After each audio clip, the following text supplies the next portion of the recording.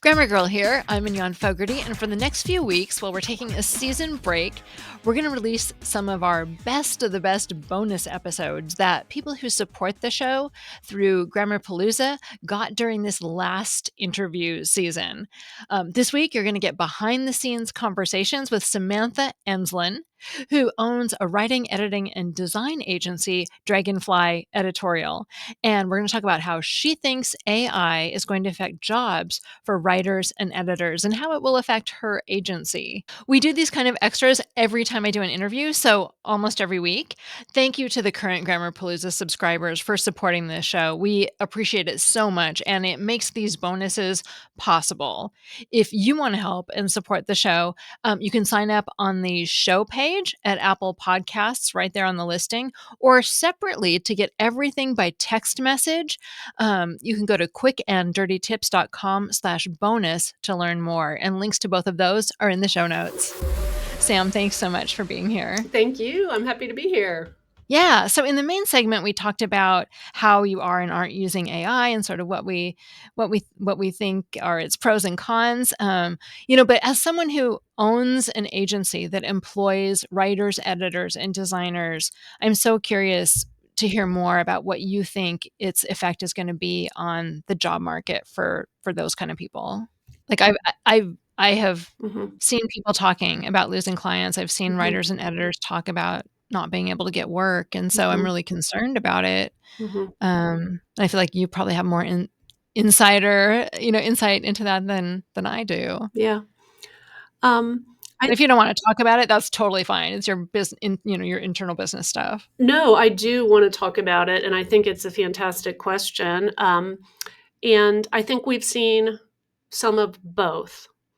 I think, I'll be honest with you, we have had a couple projects come in that were, for example, very simple transcription projects where, every now and then somebody will have an interview like this, or there'll be a speech and they'll ask us to listen to the tapes and transcribe the interviews. And we've gone back to them and said, yes, we can do this. You could also use an AI tool to just transcribe that for you, and then you can look at it afterwards and make sure it's correct. And they've said, oh, good idea. Yeah, we'll do that ourselves. But I feel like that's our responsibility as a trusted advisor to our customers anyway. I'm not, if a tool does come about that can actually do something more quickly and easily than we can at the same level of efficiency and effectiveness, then it would be remiss on my part not to recommend that to our clients. Or if not recommended, at least we don't want to try to hide it from them. There was another example that we had where a customer had asked us to look at several documents and just write quick summaries of them, almost like an executive summary. And I think, again, we may have mentioned, do you mind if we use an AI tool to help us with this? And then as soon as we said that, they were like, oh, never mind, we'll do that ourselves. Yeah. But, that's... so be it. I'm not trying to trick our customers into giving us work or, keeping work with us that truly now they can do just as well on their own. Now, let me talk about the other side of that. We have had customers who have, we have one customer who we write blog entries for or articles, and they're in the finance sector. So again, these tend to be fairly complex topics. And they came to us and said, okay, we had an AI write some of these for us. Can you just review them and, make sure they're okay and make sure they're in our voice and, sound like all the rest of our collateral and make sense and, all those good things. So we did review those, and the amount of work that we had to do to revise the AI written blogs, it was more onerous and took more time than if we had just written them ourselves. and Yeah, I've heard that from multiple people, yeah. gone with our standard process of interviewing a subject matter expert, doing some independent research on our own, writing the content in what we knew to be their brand voice. So that's a case where the customer tried to, whatever you want to say, do it on the cheap, do it efficiently, do it with AI, and it kind of backfired because Mhm, it wound up taking more time for us to fix what mhm. AI made than if we had just done it ourselves. So what my hope is that things like that are going to balance out. What I have told our staff is if there's ways that we can start doing editing projects more efficiently, for example. One of the, I guess, kind of low hanging fruit, you could say, in editing projects is editing reference lists or bibliographies. Mhm. Things that are at the end of a research article that's like author last name, author first name, publication, article name, volume, number. And this has to be italics, and this has to be in quotation And this has marks, to be and in yeah. italics, and there's a colon goes here, and a period goes here. It's extremely tedious work because, especially because different journals have different styles. The APA, the American Psychological Association, might want you to italicize these words, whereas AMA, American Medical Association, wants you to italicize these different words. And one of them wants you to put the volume number in parentheses, and one of them wants you to have a colon after it. So some of the AIs, for example, have gotten they're actually good enough right now where you could plop a reference list in and say, please edit this according to AMA style or Chicago style or AP style or what have you.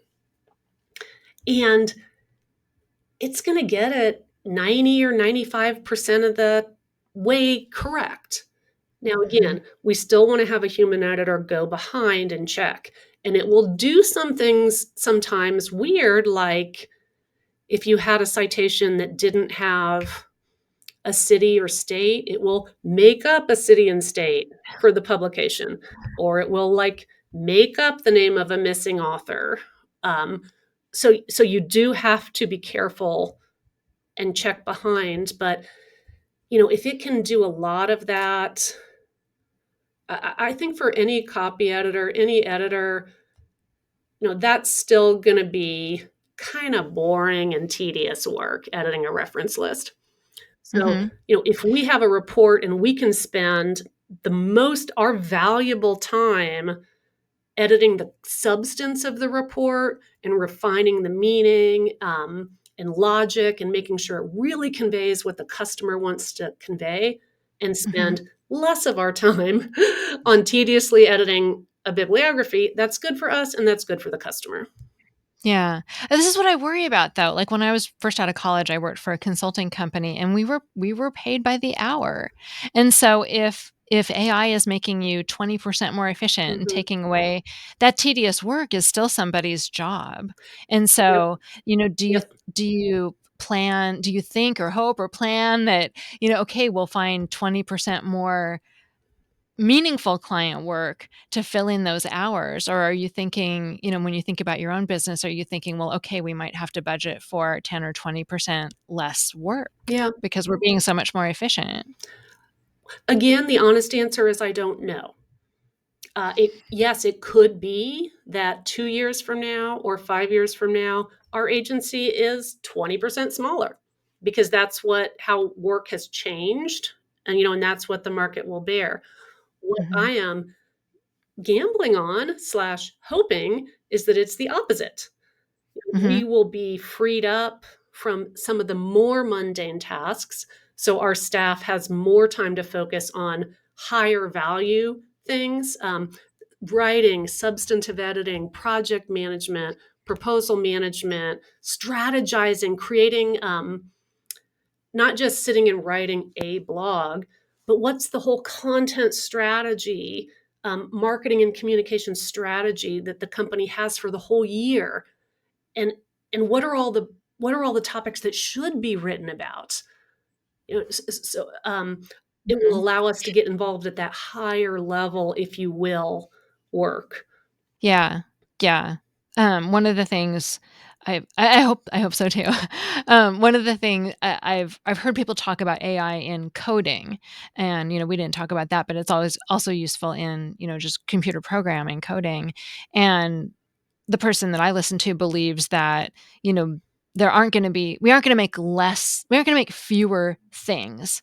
That if coding becomes 50% more efficient, Mhm. let's say, we're gonna have 50% more products to choose from. We're gonna have 50% more cool apps Yeah. and games and things like that. So, Yeah. I do hope that's the case for editing and writing too. But I think that's what I meant when I said before that it's kind of unavoidable, because as a business owner, you can't just say, well, we aren't going to use spell check, Right. essentially, like we're going to spend our time looking words up in the dictionary because that's human Mhm. labor. I mean, Mhm. when these tools are available, you're eventually, maybe not today, but eventually your clients are going to expect that you'll be as efficient as you can possibly be. Yeah.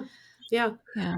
And, if we look back on the history of labor-saving devices, whether it's, a dishwasher, a washing machine, a vacuum cleaner, having a personal computer, it's not like, once we invented PCs and everybody could do work on a computer, we collectively decided, "Whew, now we really only need a 15-hour work week for everybody because we can do the same amount of work.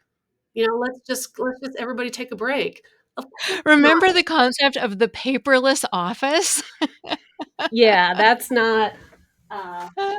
that's not happening. I still have papers all over the floor. Um, Same so here. so yeah, I think that AI right now, it's like, ooh, we can do things faster, but that just means that it's going to allow us to do more. I'm not sure we have a paradigm where, oh, let's everybody relax and take it easy in our society right now. Right. Well, let's actually imagine we're gonna relax, because I also wanna hear your book recommendations. So unless you're recommending, post-apocalyptic fiction, hopefully your book recommendations will be a little more relaxing than thinking about No, the I destruction of 100%. society. I stay away from the post-apocalyptic because I absolutely need to escape into fantasy when it's time for my personal reading. Um, Yeah. So tell me about some of your tell me about 3 of your favorite books. oh wow, okay, that's tricky if I have to limit it to 3, but Or if you have more, I'll take more. I will tell you kind of like the genre, I guess, that I like to Okay. read in. And it's a pretty big genre. It's anything before 1990. Okay. um, I have a secret theory that books were edited differently before about 1990, and that overall the quality of writing in books is not as good because in current day, because the attention to developmental editing and line editing and copy editing isn't as thorough as it used to be in the olden days, if you will, of Yeah, publishing. So that is so so it's interesting. very hard for me to get into a lot of modern fiction, even if I think the topic sounds interesting. It's kind of like the Twilight effect. The Twilight books. Ooh, Mhm. who doesn't want to read a book about vampires? That's so cool.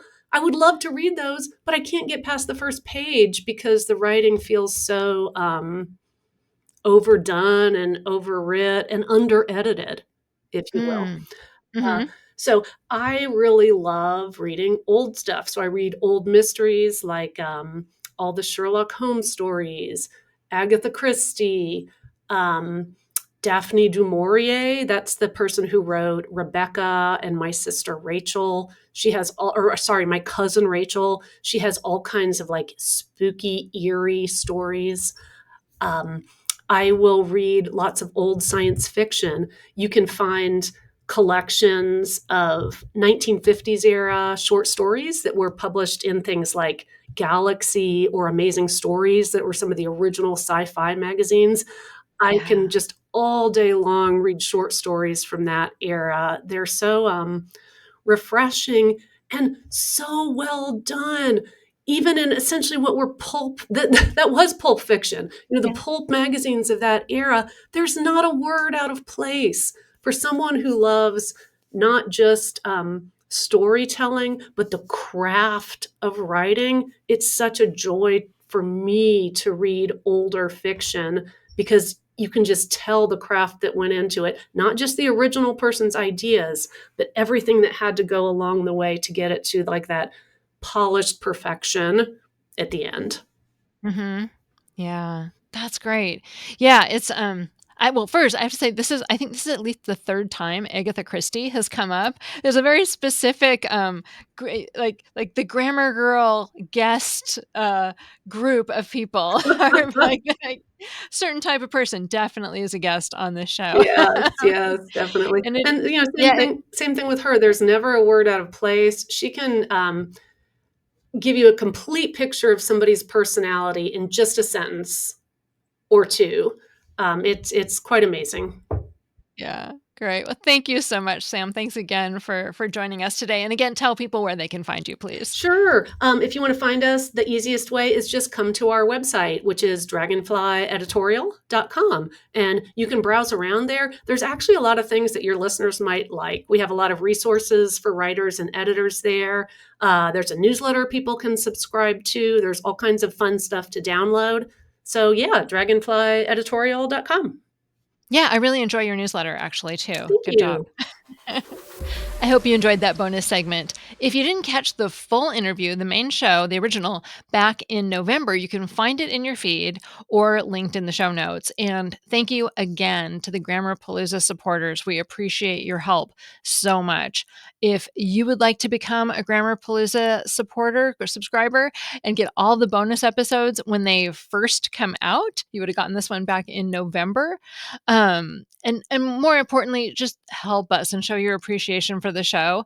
You can sign up on the show page, the Grammar Girl show page at Apple Podcasts, or to get everything by text message through subtext. And links to both of those are in the show notes. And you can also find more information at quickanddirtytips.com/bonus.